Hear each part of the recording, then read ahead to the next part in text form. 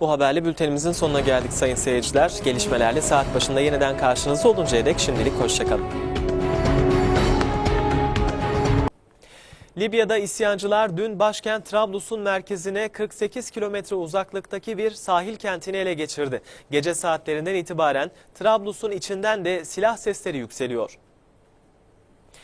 İsrail-Türkiye ilişkileri önümüzdeki hafta yayımlanacak Birleşmiş Milletler'in Mavi Marmara raporunu bekliyor. İsrail'in özür dilememe kararı almasına neden olduğu belirtilen rapor Dışişleri Bakanı Ahmet Davutoğlu'na soruldu. Davutoğlu bu ihtimalle ilgili olarak ilişkiler daha da geriye gider yorumunu yaptı. İstanbul Kadıköy'de halı saha maçından dönen gençler kaza yaptı. Üst geçidin beton ayağına çarpan otomobilde bulunan 5 kişiden 4'ü yaşamını yitirdi.